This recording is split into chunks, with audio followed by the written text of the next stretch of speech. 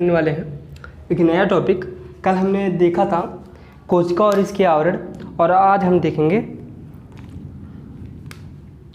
Prokaryotic कोशिका में ही आज हम देखने वाले हैं। हमारा प्रोकैरियोटिक कोशिका कल का लिखा हुआ है, आज हम उसी की क्या देखेंगे, राइबोसोम।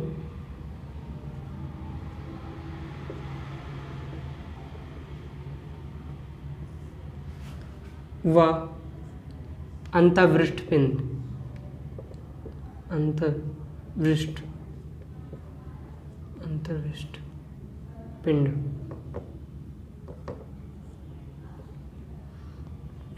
ये मार्कर नहीं चल रहा, नया मार्कर लेकर रहे हैं लेकिन चल ही नहीं रहा। तो जैसे कि अब आप लोग बोलोगे कि अन्य कोशिकांग क्यों नहीं पढ़ेंगे, हम अकेले राइबोसोम और अंतःवृष्ट पिंड ही क्यों पढ़ें। यही है ना कि ठीक है, आपने हमें कोशिका के बारे में बताया कि कोशिका क्या होता है, कोशिका आवरण क्या होता है और इसके रूपांतरण क्या क्या होते हैं, वो तो ठीक है। लेकिन आप बोलोगे कि हमें सिर्फ इतना ही क्यों, अकेले राइबोसोम क्यों और इसके अंतःवृष्ट पिंड में क्या है, तो वो तो हम पढ़ेंगे। फिर आप बोलोगे कि और कोशिकांग क्यों नहीं पढ़ाते, और कोशिकांग क्यों नहीं, अकेले यही क्यों। तो बता दिया जाए, आपको पता है कि प्रोकैरियोटिक कोशिका में सिर्फ क्या मिलता है, राइबोसोम मिलता है और कुछ अन्य पदार्थ मिलेंगे, उसके बारे में हम बात करेंगे। बाकी कुछ जो अन्य कोशिकांग पाए जाते हैं यूकैरियोटिक कोशिका में, वो इनमें नहीं होते, इसलिए हम सिर्फ राइबोसोम ही पढ़ेंगे। तो हम राइबोसोम में देख लेते हैं तो ये कहाँ होते हैं। मान लीजिए ये क्या है, ये प्रोकैरियोटिक कोशिका की कोशिका है, ये प्रोकैरियोटिक कोशिका है। कौन सी है, प्रोकैरियोटिक इसका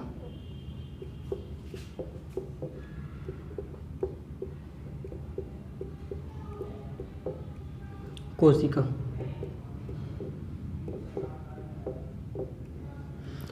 अब बोलोगे ठीक है प्रोकैरियोटिक कोशिका ही है, क्या होता है इसमें 3 परत होती हैं, वो तो आपको भी पता है। ये हो गई कोशिका झिल्ली, ये हो गई कोशिका भित्ति, और इसके ऊपर होती है ग्लाइकोकैलिक्स की परत।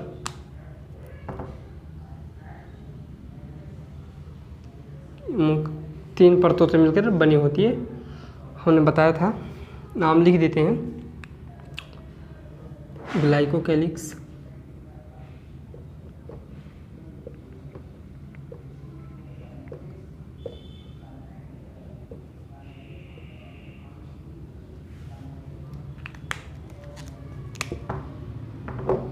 कोशिका भित्ति,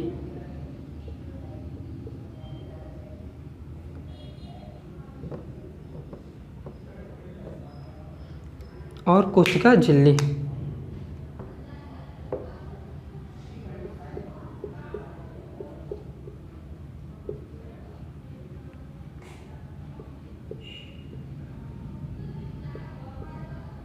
ठीक है, अब जो राइबोसोम होता है वो झिल्ली में तो नहीं होता, ये तो क्लियर है, झिल्ली में नहीं होता।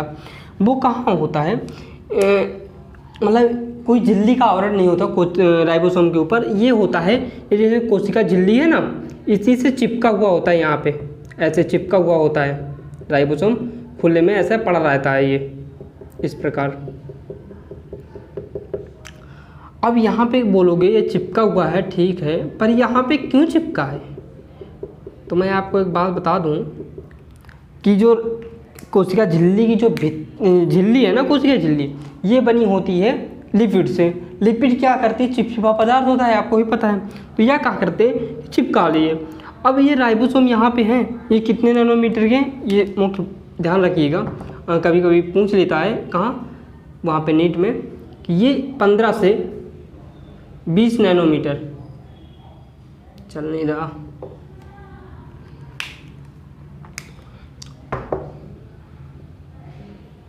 15 से 20 नैनोमीटर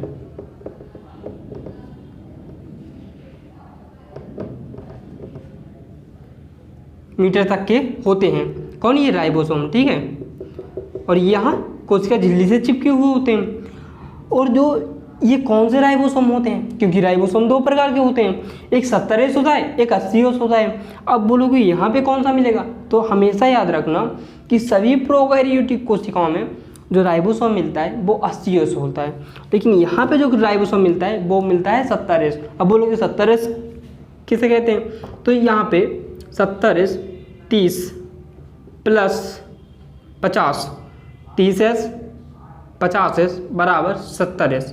अब बोलोगे आपको गिनती नहीं आती, आपको जोड़ भी नहीं आता, इतना सरल सा जोड़ नहीं आता कि 30S और 50S 70 नहीं होता, 80 होता है। लेकिन हमें पता है, और ये 70S इसलिए आया है क्योंकि यहाँ पे एक विधि का प्रयोग किया गया है जिसके कारण ये 70S आया है, और वो हम विधि आगे पढ़ेंगे। इसका नाम होता है अवसादन विधि, क्योंकि एक वैज्ञानिक थे तो उन्होंने क्या किया था, इन कणों को, राइबोसोम की कणों को या प्रोटीन्स की कणों को क्या किया था, एक उसमें ट्यूब में डाल के और घुमाया था। जब घुमाया था तो ये क्या हुए थे, कोई 30S में बैठे थे नीचे और कोई 50S में, तो उन्हें 30 और 20 50 ये क्या होता है, ये छोटी और बड़ी इकाई मिलकर बनती है, जैसे ये बड़ी, ये छोटी, ये बड़ी, इस प्रकार के छोटी और बड़ी इकाई मिलकर के बनाते हैं। ये होगी 50S और ये होगी 30S, इस प्रकार से ये मिलते हैं 70S, और ये 70S ही मिलकर बने होते हैं। तो आगे हम पढ़ेंगे, दोनों को जब रखा गया तो 70S में ही नीचे बैठे थे, इसलिए इन्हें हम 70S के नाम से जानते हैं। तो हम आगे देखते हैं, और इनका कार्य क्या होता है राइबोसोम का। राइबोसोम का कार्य होता है प्रोटीन का संश्लेषण करना, प्रोटीन का संश्लेषण करना, यानी प्रोटीन को सिंथेसिस इकट्ठा करते हैं, संश्लेषण करना। बोलोगे ठीक है कि तो ये प्रोटीन के तो बने होते हैं, लेकिन इनको एक और बात बोली जाती है कि ये इन्हें बोला जाता है, राइबोसोम को बोला जाता है प्रोटीन की फैक्ट्री, क्योंकि ये ज़्यादातर प्रोटीन बनाने का ही कार्य करते हैं। और कुछ जो राइबोसोम होते हैं वो आरएनए के साथ जुड़ जाते हैं, और आरएनए के साथ जुड़ करके क्या बनाते हैं, संदेशवाहक बन जाते हैं, मैसेंजर का कार्य करते हैं। अब देखना किस प्रकार जुड़ते हैं। ये हो गया आरएनए, ये हो गया 30S, ये हो गया 50S। इस प्रकार से ये जुड़ करके इस प्रकार श्रृंखला बनाते हैं। क्या बनाते हैं, श्रृंखला बनाते हैं। इस प्रकार क्या बनाते हैं, श्रृंखला। ये हो गए राइबोसोम और ये हो गए आरएनए। अब आरएनए और राइबोसोम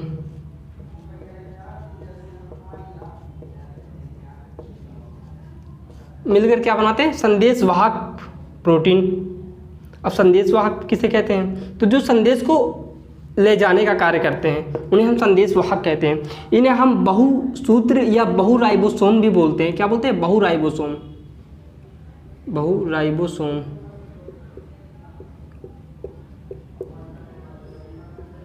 बोसोम या बहुसूत्र।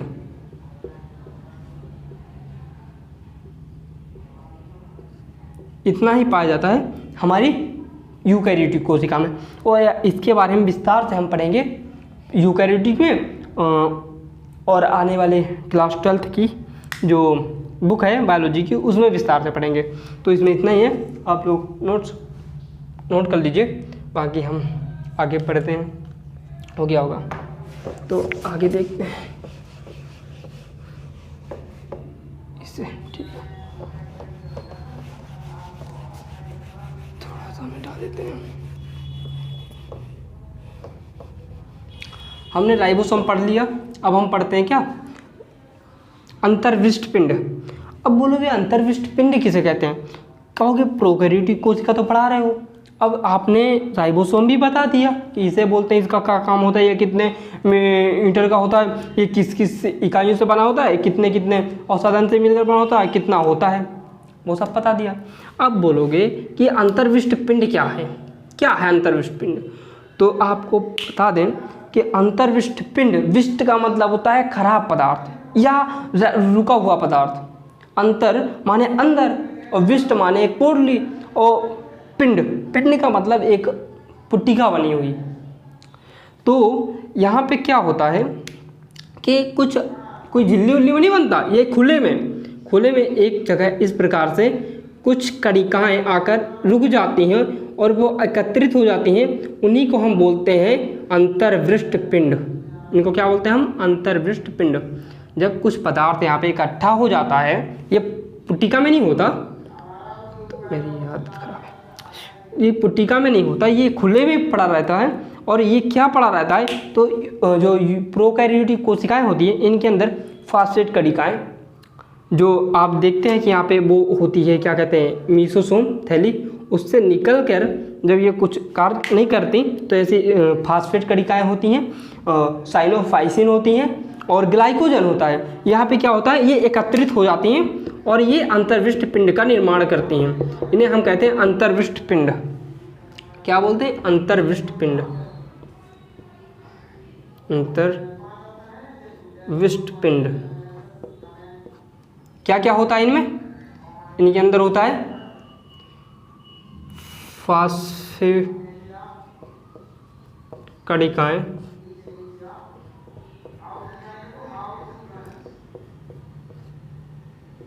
फास्फेट कणिकाएं, साइनोफाइसिन,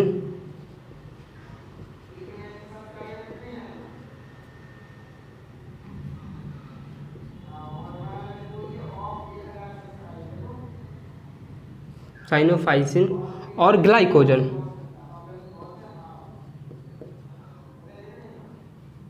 ये अवशिष्ट पदार्थ के रूप में क्या होता है, जमा होता है यहाँ पे।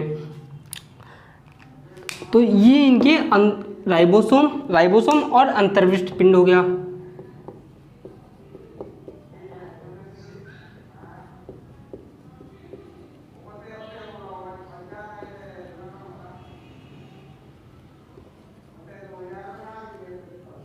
अंतर्विष्ट पिंड हो गया।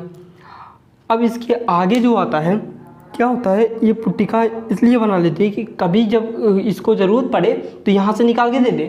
जिस प्रकार हमारे अंदर ग्लाइकोजन के रूप में भोजन संचित होता है और हमें भोजन ना मिलने पर हम क्या करते हैं, कभी यदि एक आध दिन हम उपवास रहे, ठीक है, तो अब ऊर्जा कहाँ से मिलती है, तो ऊर्जा वही तो होती है जो हमारा लीवर क्या करता है, संग्रहित करके रखता है, उसी को तो निकालता रहता है, फैट, प्रोटीन और शर्करा। तो वही हमारा जो प्रोटीन, उसी को हम अपापचय क्रिया बोलते हैं कि कुछ बन रहा है और कुछ टूट रहा है।